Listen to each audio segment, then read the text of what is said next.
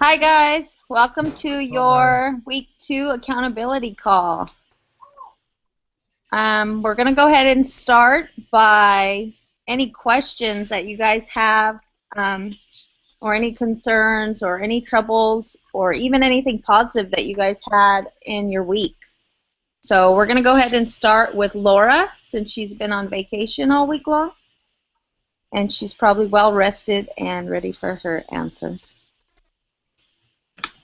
I have a lot of catching up to do on the workouts. I didn't get to do as many workouts on the trip. I did do a lot of walking and hiking with weight on my shoulders the whole entire time. So when I came back to do measurements and everything, I lost weight, which I'm happy about, but I skipped a lot of meals and hardly ate. So I'm ready to get back on track. So no questions right now. Just catch up. Good. Laura, what did you eat? Any salad I could find. I think the worst part of the stuff I ate was like the sourdough bread bowl with clam chowder. I only had one, but I still had clam chowder without bread, so that probably was not the greatest. But there was fruit and lots of salads. How did you feel like when you were eating that, and then how do you feel after your trip, like as a whole, like after you're eating, not being able to do as much workouts, but still doing your hikes and stuff, and still trying to stay on your portion control? How do you feel? This is like your second week right now, and you were like doing really good on your first week, and then your second week you had to take vacation, which you already knew it was going to be really challenging, and you talked to us about it. So how do you feel doing that now? Well, right now I feel pretty crappy because I didn't get to do all my water intake because water was really expensive to buy there. Like once we got into the cities, I didn't really drive anywhere. We took public transportation and things like that, so I didn't get to get as much water as I needed. So I feel sluggish, I guess you could say. Yesterday was a horrible day. I was so tired and my body hurt. But today I started the water intake and everything. I'm starting to feel a little bit better. So I could tell a difference from when I ate really healthy the first week to when I didn't eat as much last week and skipped a lot of meals. It was horrible, actually, the eating part. So you actually noticed it. You could physically notice it, and your energy levels and just how you felt in general. You did notice, even after just doing it for 1 week really good and then doing not so great 1 week, you actually noticed the difference, right? I did, and I actually missed the shakes, which when I first started them, I didn't like them, but now I love them, and I didn't get to have it at all last week, so I missed it. So, welcome back. Glad you're home safe. Good job on doing your best you can while you're on vacation, and yeah, get back on track. You still have this last week. Finish strong. We want you guys all to finish strong. Okay. All right, Miriam. It is bright over there, so you're gonna up next. Any questions or any concerns? Any non-scale victories, maybe? Anything? Yeah, well, a non-scale victory would be I've been to a lot of happy hours and going out this week, and I didn't have any alcohol whatsoever. It was really hard, but I had my willpower, and I actually went to Comic-Con on Friday, so I came prepared, and I brought my snacks with me. I brought some carrot sticks, an apple, made a half a peanut butter sandwich. So I think a lot of it is just preparing yourself. Awesome job. Good job on that. That's a tough thing to do, is to go out there, you know. And that's the whole point. We want you guys to go and hang out with your significant others and your family and your friends and do all that. But we want you guys to take these tools and tricks you've learned. And like Miriam, like you said, you prepped it. Meal prep is a major part of your success, okay? Good job on that, and we applaud you. We're proud of you for doing that. Preparing to see, knowing that you have Comic-Con coming up. You made more than just your meal preparation. You ate accordingly so that it would be easier for you to take what you could and what you're allotted. So very good job. I'm jealous that you got to go to Comic-Con. That place looks awesome. So happy for you. Okay? So good job. All right, let's move on to Teresa. Any non-scale victories, Teresa? Anything you'd like to share? I know this morning when I woke up and I checked my phone, I saw like a concerned text from you, I think it was. You'd like to share? I definitely got it, Sam. I was like, I lost 3 pounds the first week, and then last week when I weighed myself again, I had gained 2 pounds. And I know I wasn't even trying to lose weight for this challenge, but I think I just got like overexcited when I saw yes, one, just one. Yeah, okay. Sorry. um, when I think when I saw myself lose 3 pounds, I got really excited, and then Sam was like, it might be muscle, but either way, this happens to people a lot. So focus on the non-scale victories, and so I did. And one of the things is that I definitely feel more energized. Like I used to have to wake up with 2 cups of coffee. Now, like, I'm mostly able to skip my coffee in the morning. I feel stronger. I definitely feel like this was a really super busy week, and I had to take her all around town for camp and stuff like that. And I think normally I would have been really, I think I normally would have been, I would have been really tired by the end of it all. And sitting in traffic is tiring, but I noticed I had a lot more energy, and my shorts fit better. Awesome. So, yeah. Good job. Those are all great non-scale victories. Good for you. Thank you. I could sit here and tell you a bunch of my non-scale victories, and I could sit here and tell you what Sam's already told you, but I'm going to let Rhiannon tell you, because Rhiannon, during her challenge, she went through a similar thing, and it was a big struggle for her, and her being a coffee drinker person and her having a struggle the second week. I'm going to let her tell you about how she dealt with it and what her issues were. So, Rhiannon, go ahead and share with the group. And, Teresa, your second week struggles that we had to go talk to about, okay?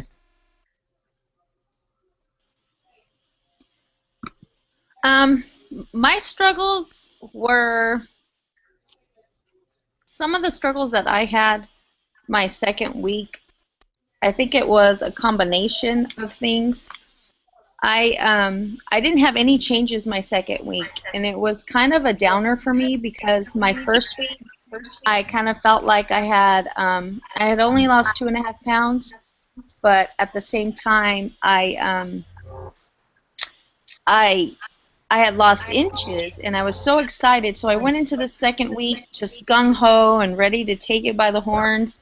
And when there were no changes, I mean absolute no changes, I mean no inches, no weight, I was frustrated because I kind of felt like I'm doing everything that I'm supposed to be doing.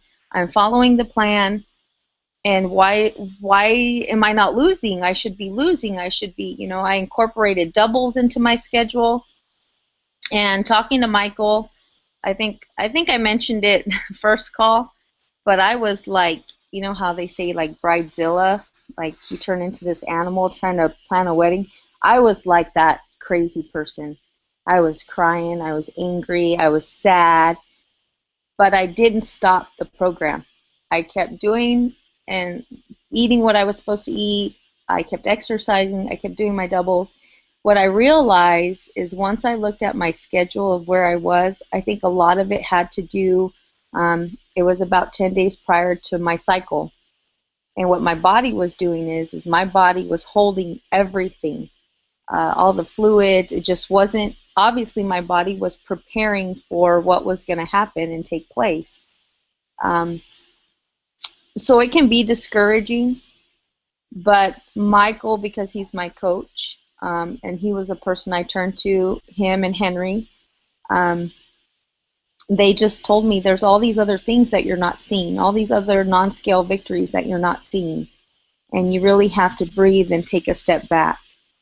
I was literally on the verge of tears. It makes me sad to think about it because I would be sad if any of you went through this, because I know that if you just continue to follow down the program, don't get frustrated.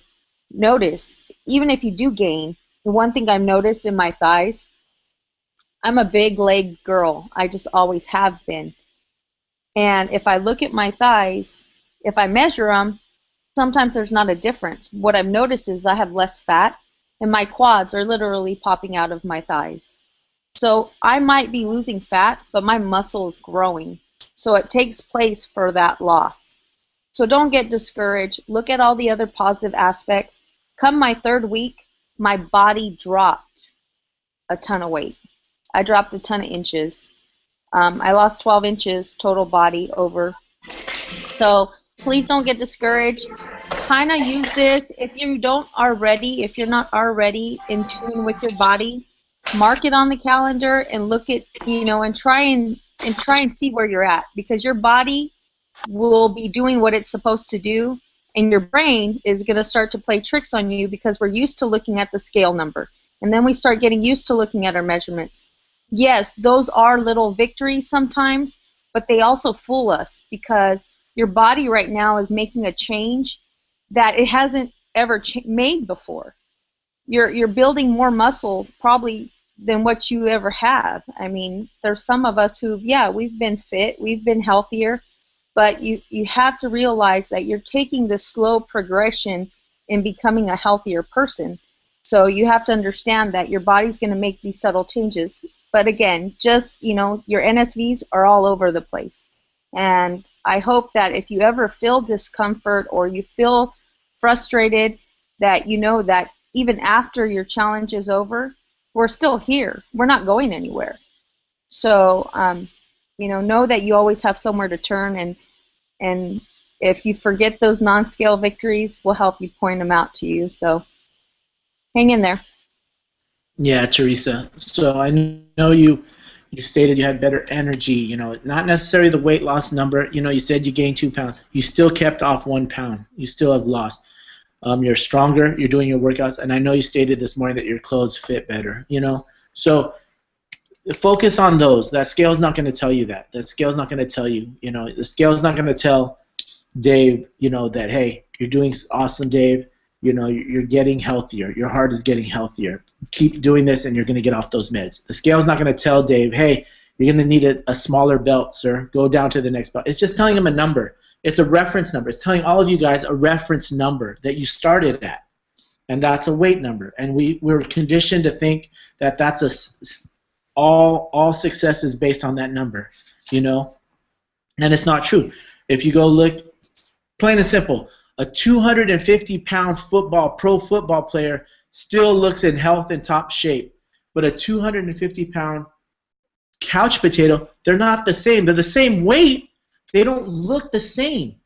So the scale isn't going to tell you 250 pounds healthy, 250 pounds unhealthy, okay? So we want you guys to focus on that. You guys are all doing very, very, very good. We're proud of you. It's the last week. One more week for you guys. So Teresa, I'm proud that you see those non-scales. Thank you for reaching out to Sam and sharing with the group that you had those issues. I just want you to know that everyone so far in the challenge group, there's always been someone that's had that issue and not been able to see it, and it's always nice to have someone to reach out and say, hey, you know what, you look awesome. You're doing great. You may have gained 2 pounds, but gosh, you look so different in your face. Your clothes are fitting different. So remember those things, okay? All right, off to the power couple that went on vacation and made their own dumbbells in the garage, the Clarks. Dave, you are muted, so you're going to have to unmute yourself. I'd like to ask you guys, first of all, welcome back. And going on vacation, how did you guys feel before you went on vacation? Were you apprehensive? Were you concerned that you were going to waste a week? And then now that you've completed your vacation, how do you guys feel about doing how well you guys did? Well,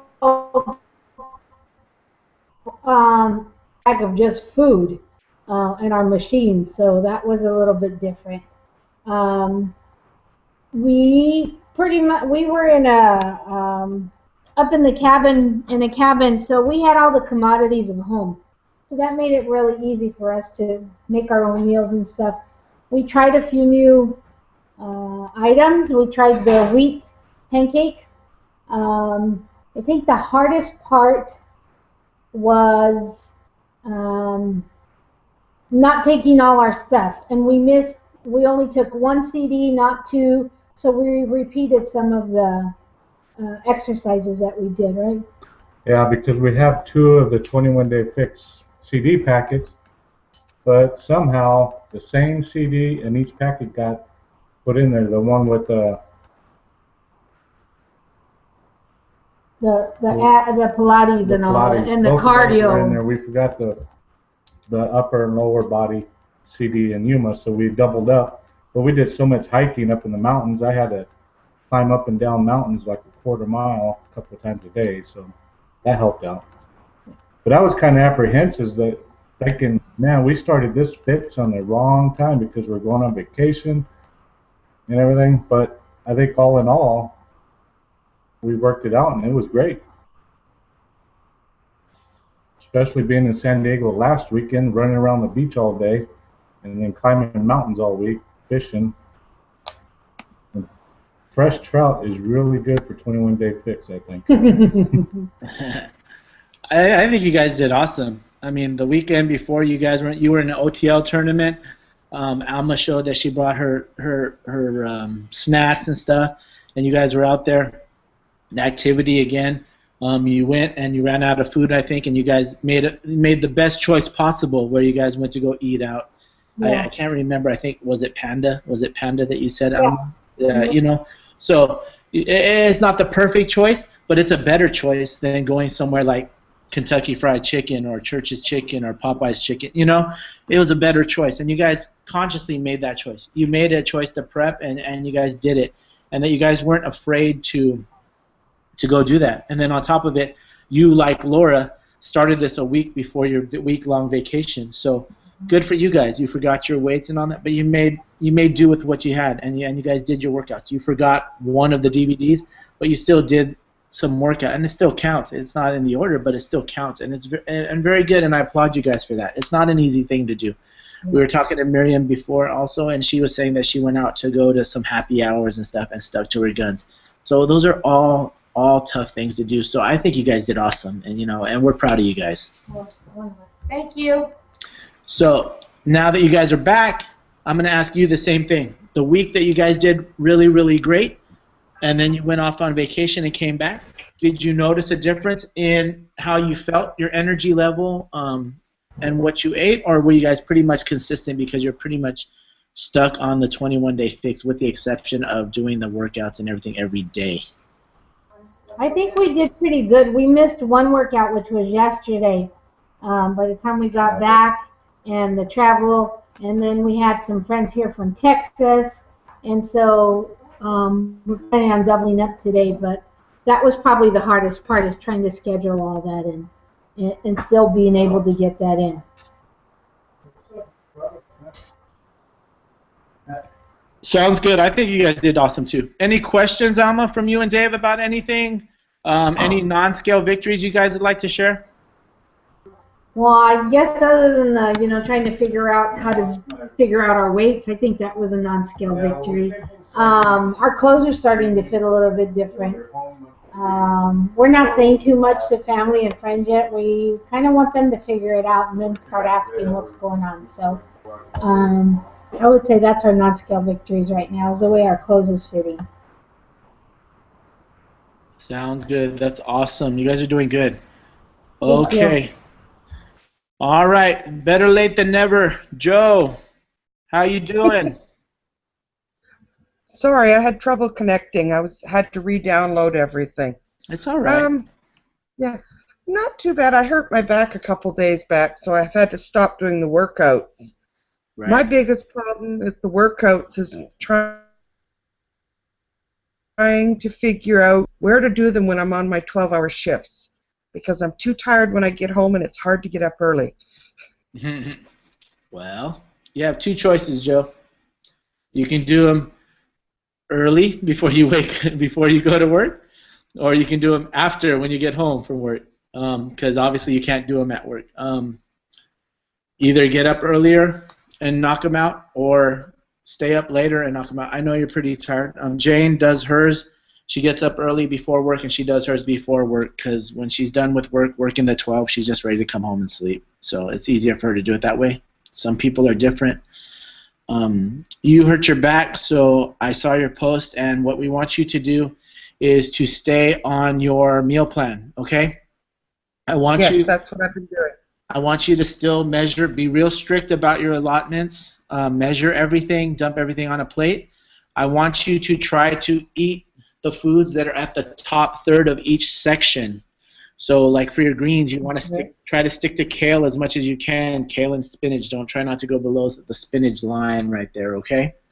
On the yellows, you want to kind of stay up there with the sweet potatoes and all that. Try to stay away from the corn tortillas, the wheat breads, the pancakes, okay? We want to stay away from the bottom because you're not going to do the activity that the program has, but you can still have success by eating that top third. All right, Joe? Okay. All right, so hang in there. You're doing great. We're proud of you. All right, any questions besides the when you can work out? That one was kind of a no-brainer. You either got to do it after or do it before. Any questions, Joe? I was just looking for more feedback, which, I mean, I knew it was either before or after. I was just looking for some feedback on which people found easier. Everyone's different. Jane, was that? I am different. I'm like, I don't want to get up earlier. I would rather stay up till 1 a.m. in the morning and do my workout. It just works out for me. I'm usually up anyways till about 2 or 3 in the morning. If some of you get up there and see me on there, it just works out for me better that way. I like working out late, and also before that I would go to the gym, and it's less crowded. So that's just where I like to work out, is when it's less crowded. So that works for me. Dave, on the other hand, I see him posting. He does his before in the morning. And that seems like to be working out for him. It's just a personal preference, whatever works for you. But right now your back's hurt, so you don't even have to worry about that. Okay, Joe? We don't want you to injure yourself. We really want you to get back healthy so that you can do these again. So I'm just asking you to stick to your meal plan. Okay, girl? Okay. All right. Eleanor is on, and you guys can all just wave to her. She's kind of just checking in on us. She's going to give us a report card. And Rhiannon is going to play a video. Just by a show, a thumbs up or thumbs down, guys. How many of you guys read Chapter 3 of The Compound Effect? Thumbs up if you read it. Miriam, Teresa, good job. Joe. David, I can't see your thumb. Up or down? You're hesitant. You're down. Okay. Laura, you down? Down? Okay. So I'm going to ask you guys to go back and listen to it or read it. Eleanor's going to cover it pretty thorough, but still you're going to want to listen to it and read it. I'm just going to go over mine real quick. We're not going to cover all these on these chapters. We just want to focus in on you guys. So, Rhiannon, go ahead and add whatever you need to add. Eleanor, do you have anything to add?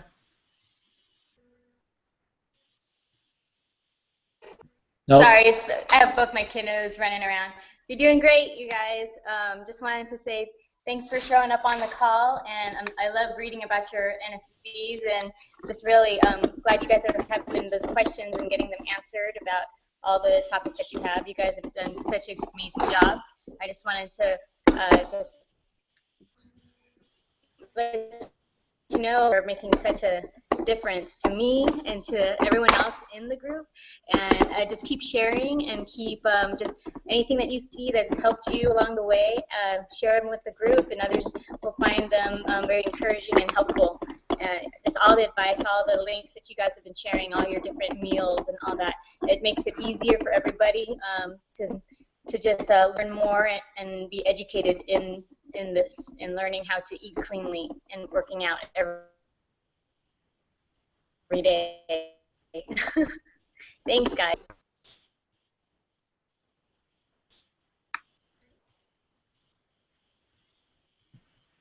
All right, Rhiannon, go ahead and take over your call. Okay, so I'm going to do a screen share here. Just bear with me a minute, guys, okay?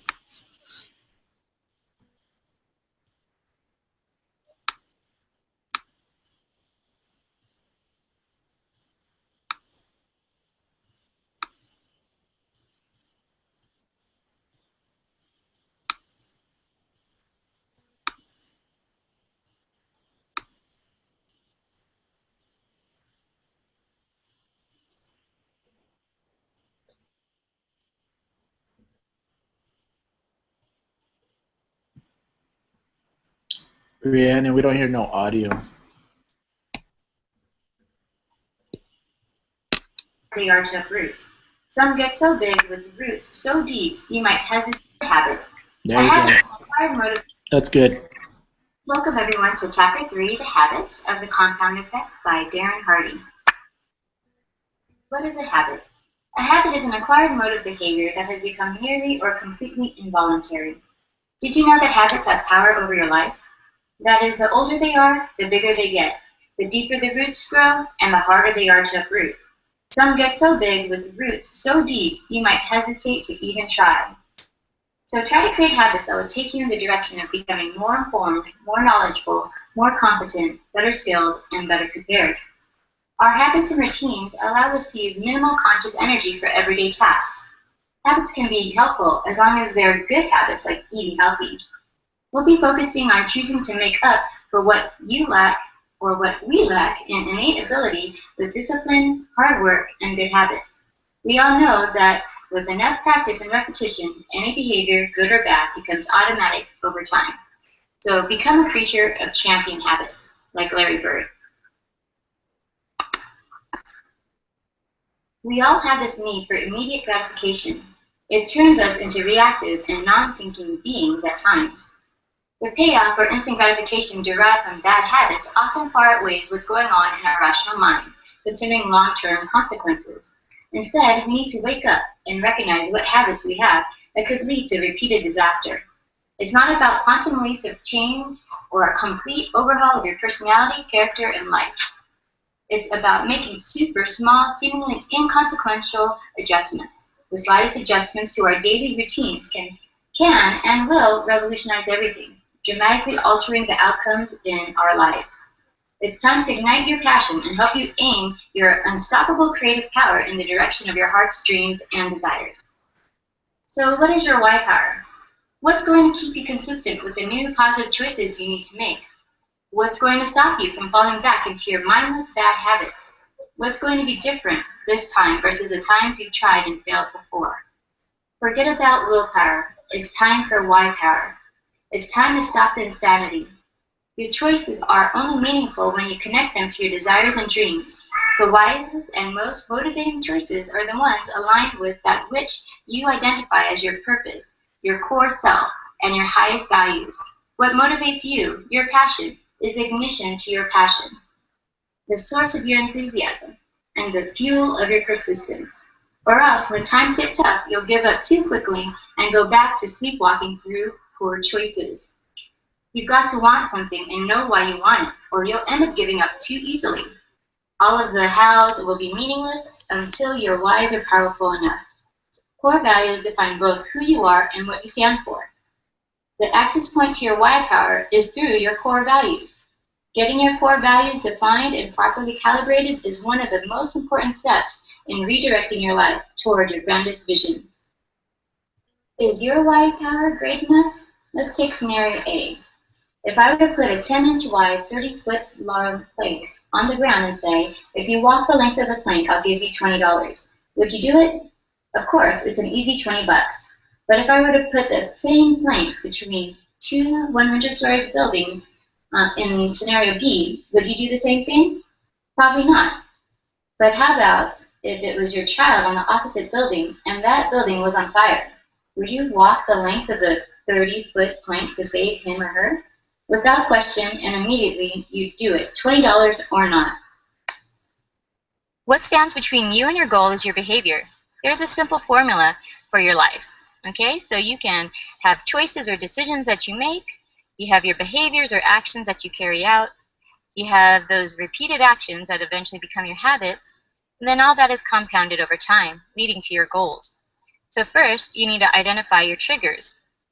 Figure out the who, the what, the where, and the when underlying each bad behavior, like how peer pressure or social interaction affects your eating choices. You'll need a clean house. Like, if you want to eat more healthfully, you've got to get rid of the junk in your kitchen, such as what we all hopefully did in week 0. Or you can swap it out, or ease in, or jump in. Okay? So for some of your long-standing and deep-rooted habits, it may be more effective to take small steps to ease into unwinding them. So there are many things you can do in regards to eliminating bad habits. So it's up to you to figure out what you need to do. In order to instill good habits, you have to set yourself up for success. As you've noticed, this challenge thrives on your preparation in week 0. You had to clean out your pantry and kitchen. You had to pick out your work area and set up a time when you're going to work out. There are many things you could do in regards to the add-in principle, like Montel Williams, trying to focus on what you can have or add in instead of what you can't. There's no need to worry about the food that you want to eat if there are good things that you should be eating instead. So what about public display of accountability? We tried doing that by having you guys do the photo and recipe contest because of all the pictures you'll be taking and posting on Facebook. What about a success buddy? We have you guys have accountability partners or push partners to help you continue on and have support and encouragement along the way. We also try some friendly competition and camaraderie. Sometimes we have you guys post certain types of pictures, like sweaty pics, or, you know, who has the best recipe, or whatever it is, you know. Some of you guys are very competitive, and it's great to be able to share in that in this group. And don't forget, we like to celebrate our milestones. Every Friday we have our Friday weigh-ins. So don't forget to add to the group by sharing your milestones in that, okay? So that's why people don't transform their bad habits, and why so many people end up unhappy and unhealthy is because they believe that they can't do it unless someone else is there to help them along. Change is hard. Like Dr. Martin Luther King Jr. said, the ultimate measure of a man is not where he stands in moments of comfort and convenience, but where he stands at times of challenge. It's time to take action. Be patient with yourself. We all stumble, but instead, fall forward, brush yourself off, and get back up. You need to identify your 3 best habits, those that support your most important goal. Identify your 3 bad habits that take you off course from your most important goal. And also identify 3 new habits you need to develop to put you on track toward your most important goal. Go ahead and go to thecompoundeffect.com/free and download the Habits, Core Values Assessment, and Goal Sheet documents. Those will help you in creating your best habits and actually find out what your core values are. Science shows that patterns of thoughts and actions repeated many times create what's called a neurosignature or a brain groove, or a series of interconnecting neurons that carry the thought patterns of a particular habit. Attention feeds the habit. When we give our attention to a habit, we activate the brain groove, releasing the thoughts, desires, and actions related to that habit. Luckily, our brains are malleable. Now, identifying your core motivation will help you discover what gets you fired up and keeps you fired up to achieve big results. Now let's go ahead and create those good habits. Okay, guys. Give me 1 minute.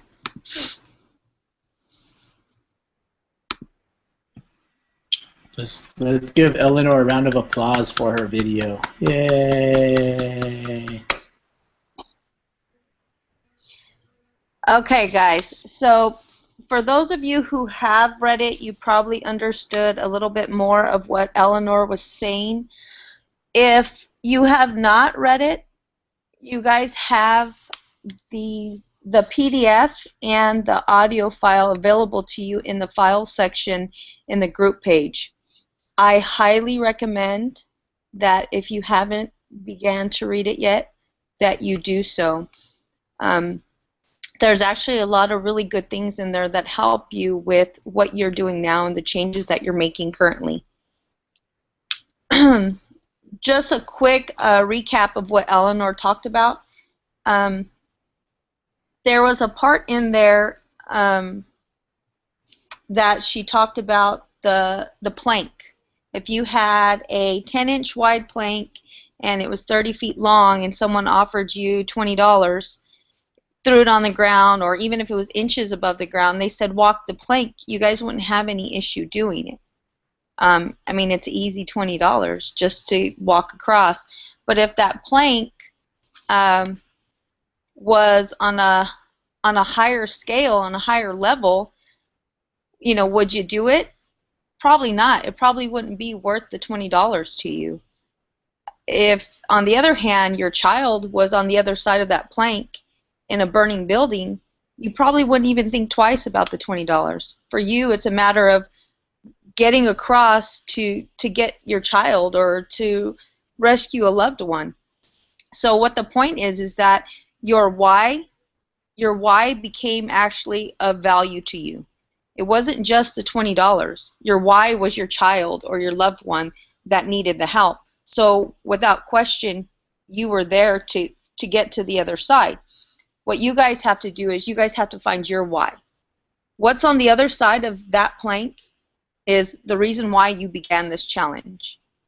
And that is going to be a key factor in your success. And the reason why I say that is because as long as you have in your mind and in your heart what your why power is, as an example, for Teresa to see that donut that she says, I love donuts, it's not hard for her to bypass it. It's not hard for her to, if she's at an office function somewhere, for her to say, you know what, as much as I love them, I don't need it. Because she knows at the other end, for her, is her goal. It's her health. It's, for Dave, it's, you know, blood pressure or cholesterol. For me, it's my kids. It's my girls. It's about setting a good example for them, because right now is peak timing for them. So what I want you guys to do is find what your why is. What is it that's going to help you to succeed? What's your carrot that's dangling in front of you?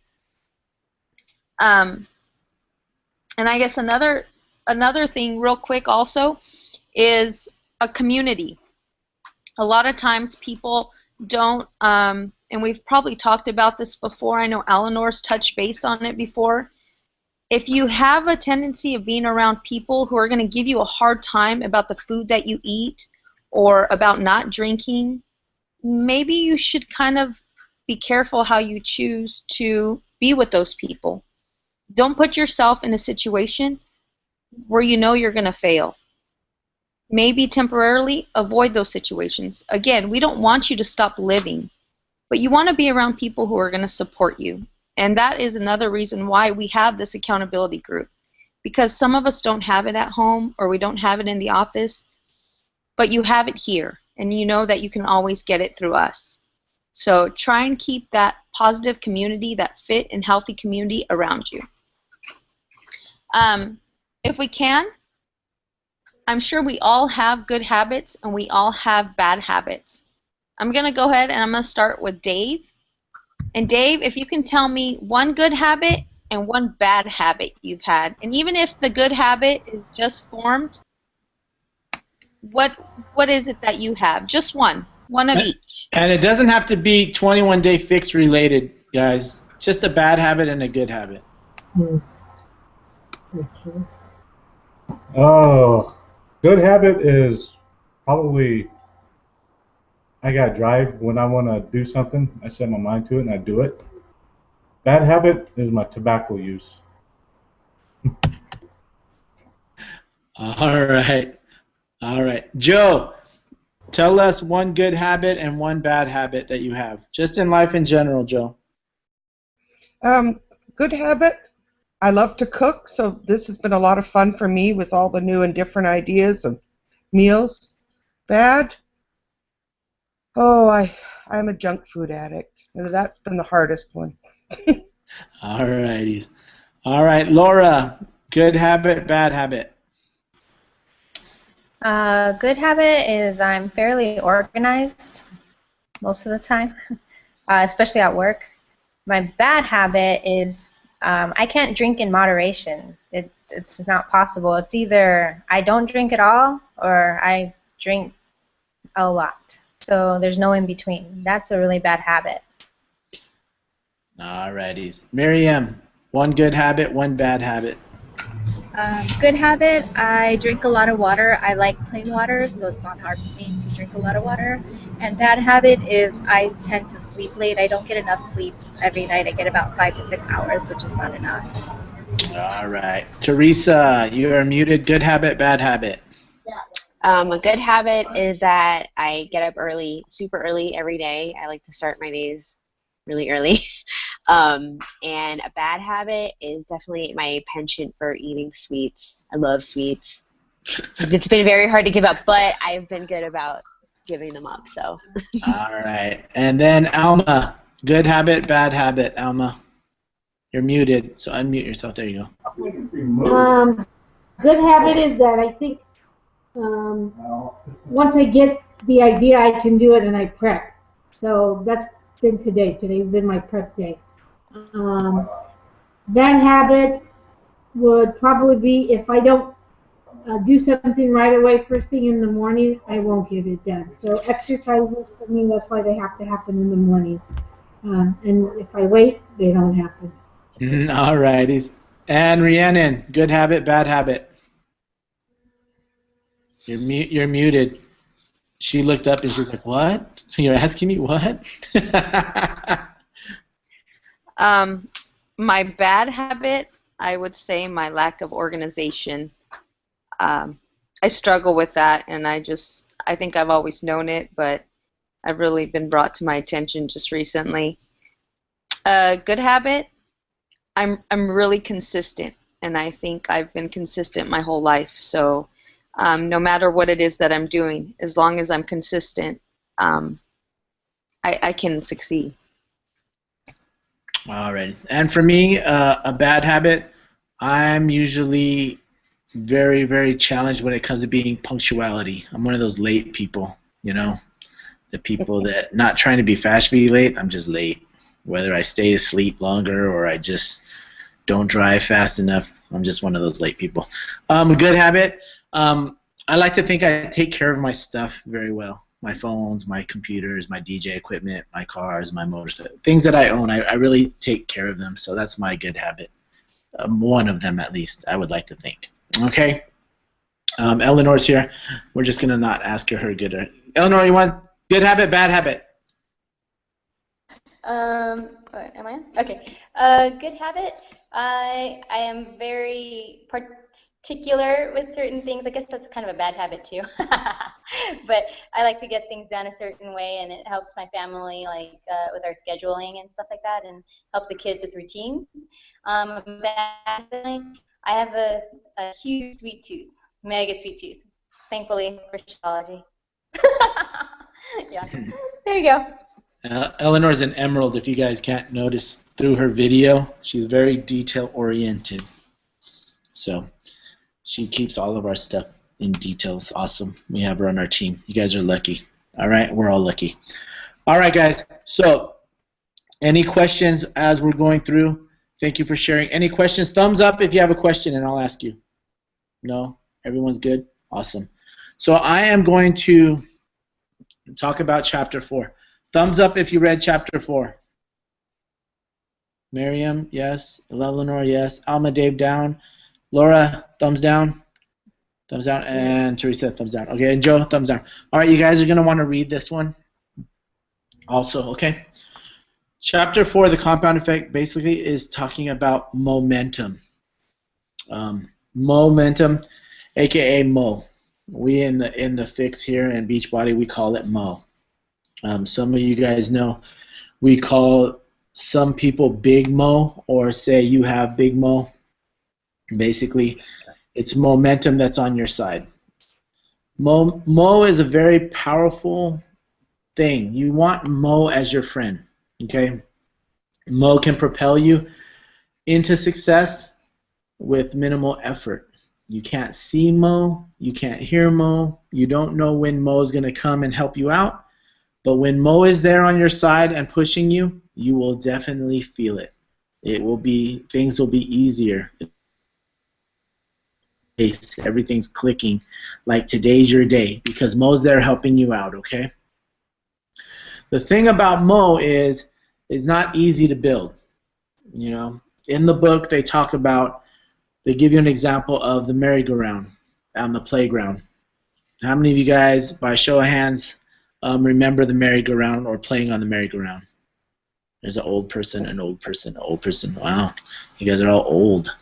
So, also they talk about the space shuttle launching. So in the book, what they're saying is the space shuttle burns most of its fuel on the takeoff part of it. The part that it takes to break the gravitational pull. The space shuttle's burning a lot of fuel, versus when it's already broken that and it's in its flight, it's relatively very little that it consumes its fuel to continue and complete that whole journey. Okay. Same thing with the merry-go-round. When all of us are on the merry-go-round, what are you guys going to do? You're going to pick the biggest guys to push and turn everyone around because it's so heavy and so hard and no one wants to do the work, right? So the guys, so we get off and we start pushing. Those first few steps, we're sliding. The thing's not moving around, and you guys aren't having very much fun. I'm sure you guys are thinking in your head, come on, you guys are big, you can push that thing faster, let's go. And then as it starts moving, momentum is starting to pick it up. The person that's pushing it can start running that merry-go-round in circles, and it's spinning faster and faster and faster with less force required by that person, to at a point where momentum kicks over and that person jumps on and the merry-go-round is continually spinning without them, right? So then at that point, momentum is taking that merry-go-round and turning it around. When it starts to slow down, what does the person do? They jump off, run a couple laps, spin around, and jump back on. Because it doesn't take that complete stop. He's not breaking it from a dead standstill. He's just continuing pushing it because it's continuing moving. He's using momentum to help him keep that merry-go-round moving. So does that make sense, guys? So that's what you want. You guys want Mo on you, on your side, not on you. You don't want momentum on you. You want Mo on your side. All right? You want to take all the progress, the hard work you guys have done, and use Mo to help you and continue and make these changes, all right? Basically, in the book, it says objects at rest tend to stay at rest. Objects in motion tend to stay in motion until something stops it. Laura talked about it. Dave mentioned that maybe this was a bad time to start his 21-day fix. They each got 1 week into the program. They dedicated themselves to the program for 1 week, and then they threw an obstacle. They had an obstacle in front of them. They had a week-long vacation. Laura said that she felt it. She felt a change. There was changes in her daily routine, her habits that changed, and then she felt it when she came back. She said she felt yesterday. She said she felt like crap. You know, it was a hard day for her. She did the best she could, but definitely it wasn't as exactly what she did the first week, right, Laura? Week 1 was way different from week 2, right? So she lost that momentum. Now Laura has to work this last week to regain that momentum. And she knows it's going to be there. It's going to take a little challenge, but it's not impossible. But it would have been so much easier. I think what Dave, Alma, and Laura were saying is that if they didn't have that vacation already planned, that it would have been easier. This past week would have been easier for them. If they'd known the momentum they would have built in the first week, they would have probably waited till after their vacation to start their challenge so that they would carry that momentum all the way through, right? So momentum, you guys want momentum on your side. Big Mo. In the book, they talk about some companies that utilize momentum. Apple, and they talk about Google. I'm not going to get into details. Basically, Apple started off in the MP3 market in 2001. They had like a negative 35% of the market, of the profit market in the MP3, okay? In 2005, they owned 68% plus of the MP3 market. Over the course of those 4 years, it developed into some momentum for them. Well, that momentum kicked up for them because of their MP3 sales and success, they used Big Mo to carry on into computers, to MacBook Pro, you know, and they used it also to get into the cell phone industry, you know, the iPhone, and now Apple is up there with the giants, okay? So they use Big Mo. They talk about Google. Google also used Big Mo, but Google used Big Mo in a different sense. YouTube wasn't really as popular as it was till 2005 because of one video. It was called Lazy Sunday Digital Story. That video went viral with over 5 million hits, and YouTube took off. Their momentum just shot up from that point on in 2005. All right? Google purchased YouTube's Big Mo. They bought YouTube's Big Mo for $1.6 billion so that Google could carry that momentum into their market and control that. So Mo is a very, very important thing, and you want Mo on your side. Okay, guys? Now, in order to get Mo or get Big Mo as your best friend, there are 4 things you guys have to do. You have to have a habits, rhythm, consistency, and routines. Eleanor talked about habits already, all right? So What you're going to do is you're going to create a positive habit. What is a habit? What does it take to create a habit? It takes 21 days to do something consistently to create a habit. What's the name of your program, Miriam? What's the name of your program you're doing right now? 21-day fix. Why do you think they named it the 21-day fix? Because it takes 21 days to create a habit, a good habit. Awesome. Awesome. You're a rock star. So yeah, as Miriam said, 21 days. You are in a 21-day habit-forming program to get you guys on a healthier, fitter, and happier life, okay? A lifestyle change. You're not on a diet. You're not on a crazed diet, a fad diet. You're not on something that's hyped up. You're on a lifestyle change program that's changing your lives. And you guys are all doing great, okay? So habit. Create a habit. Once you have that habit, you want to do it over and over repeatedly. That creates a rhythm. It's something natural to you to do. And once you do a rhythm, you want to do that. Focus on making your rhythm a routine. Teresa, can you think of a routine that you have that is a rhythm, that you don't even think about it, you just do it? You pop up and you do it. It's like second nature to you. Can you tell me? I gotta say the bedtime routine with the kids. Feed them, give them a bath, you can brush your teeth, get them dressed, read a book, and then it's lights out. Right. See, and you don't even time it. Do you time yourself? Do you say, I have 5 minutes to do this? No. It's just boom, boom, boom, boom, boom. You do it without thought, and you do it so long that that's your routine. It's natural to you. Mm-hmm. Do you need to turn on the light? Do you need to turn on the light when you walk through your house? No, you know where all your furniture fixtures are. You know that. You have a routine of which path you walk, and you don't need the light, you know. There's occasions when you stub your toe because someone left something in the way, but for the most part, it's a routine. You know it. You know where everything's at, you know. Mm-hmm. Just like your bedtime. Just like when you brush your teeth. Joe, when you brush your teeth, do you tell yourself, pick up toothbrush, pick up toothpaste, take off toothpaste cap, squeeze toothpaste onto toothbrush, open mouth, wet toothbrush and toothpaste? Do you do all that, Joe?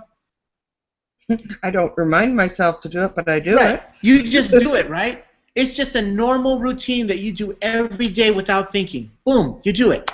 You know, Dave, when you get dressed in the morning to go to work, do you sit there and tell yourself, put left sock on, put right sock on? You know, you just go through it. It's natural to you. It's a habit, right? We all have these little routines, and we want you guys to create that with your lifestyle change, okay? So once you guys have taken a habit, turned it into a rhythm, and turned that into a routine, it becomes doing that routine over and over again. Like Teresa said, her bedtime ritual with her kids, it becomes consistent, and that's your consistency. And once your consistency increases, that's when Big Mo comes and helps you and pushes you through it. That's when things just fall into place and you seem like everything's happening with minimal effort. And so that's what they want you guys to do, okay? And that's what we want you to do. Another thing just about routine they talk about in the book is Jack Nicklaus, the golfer. They did a study on him, and he has a setup routine before he even strikes the ball. He has it down to a science where it's even timed out and it's consistent. They did a study on him when he doesn't follow his routine and his timing is off, if it takes it too fast, or it's too slow, that he doesn't play. It's in relation to his play. So it's a routine. You guys want to develop that routine, okay? All right. Anything else that you guys want to talk about? Oh, one more thing. They talk about momentum. They talk about 2 planes, one in LA and I think one going to New York. And the one plane that's going straight to New York with no stops is traveling at a slower pace, just a slow, consistent, steady pace from LA to New York, no stops. The second plane is going faster, 2 times, 3 times, 4 times faster, but it has stops. It's going faster, stopping, taking off, faster, stopping. And that's how an example of momentum. The slow and steady continual progress of that one red-eye plane, even though it's going 4 times slower, is going to be there, and it's going to be relatively easy for that plane to get to New York, and it's going to beat that plane that's going 4 times faster because that plane has to stop, land, take off, stop, land, take off, and repeat. So there's no continuous momentum. Okay, guys? So read the book. You guys are responsible for chapters 5 and 6 this coming week. Really, really encourage you guys to do that stuff, okay? We are pretty close to the end of time. I'm going to let Rhiannon take it from here. We want you guys to ask questions. You guys have 7 more days. You guys are doing all so great. Remember that the scale isn't the final measure of your success. You know, your clothes, your measurements, take those before and after measurements, get them to the coaches so that they can turn them in so we can track your progress, we can help you. Continue to tally, continue to use your containers, continue drinking your Shakeology, continue doing your accountability roles and sharing with them. We will reassign new accountability roles tonight, so tomorrow you guys will have new ones, okay? All right, so Rhiannon, go ahead and wrap this call up. Go ahead and make Google Effects active for these guys. If you guys are on a laptop or computer, you can use Google Effects. Eleanor, after Rhiannon's done, if you have anything to add, just go ahead and pop up after Rhiannon, okay?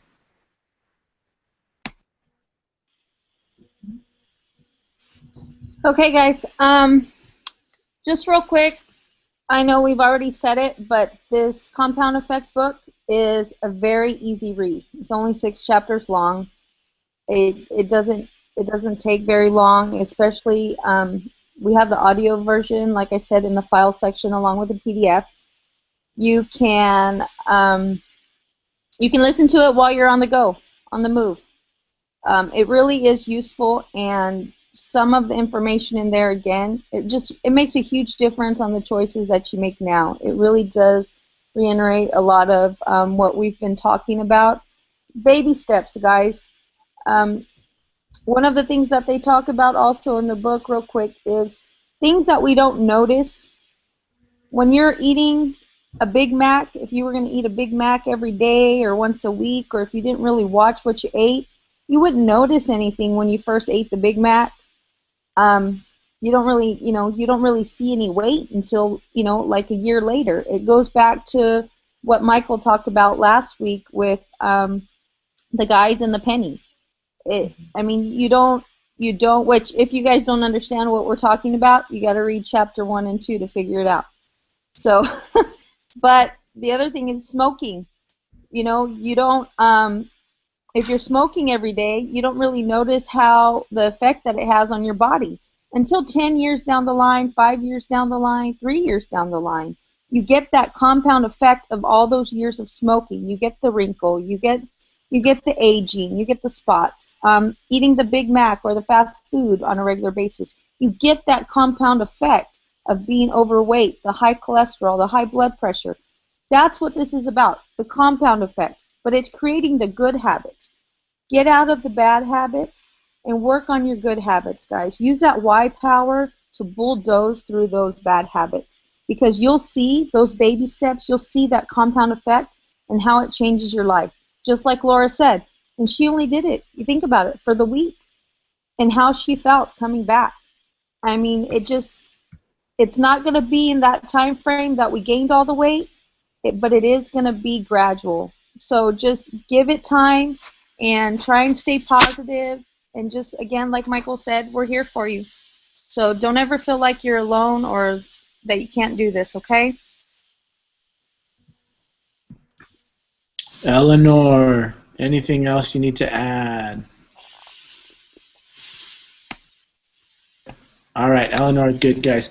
All right, guys, Google Effects is up. If you are on a laptop or computer, go ahead and pick what you need to do so that we can do this. Rhiannon is going to take the pictures. So go ahead and use whatever Google Effects you guys would like to use. Alrighty, Miriam has a hat and glasses. All right, so go ahead and Rhiannon and snap off the pictures of everyone that is on. Go ahead and click their screen and then take a big picture once they're on big screen. So right now you have. You ready? Yeah. Here we go. 1, 2, and 3. All right, Laura. Nice. This is perfect. 1, 2, and 3, Laura.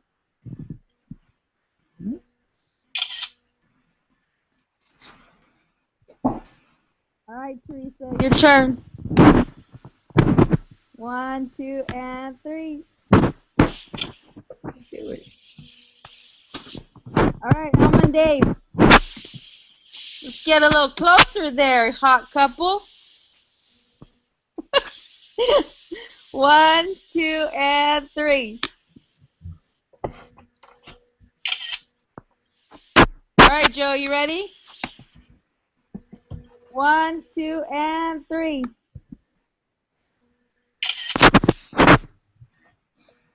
Mike, What I do? camera hog. Are you ready? 1, 2.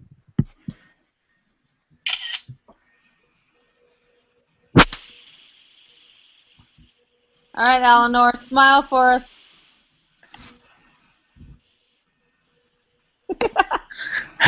She's angry.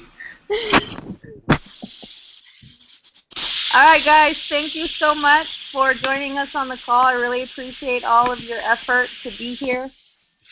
I hope it helps. And again, I hope you guys remember that we're here for you. So holler, shout out, whatever you need, we're here. So have a great night. And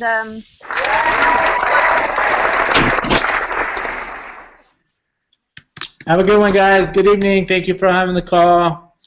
Don't forget to check your accountability roles tomorrow, okay? And don't forget, if you haven't taken your weights and measurements, to send them to Coach May, okay? All right?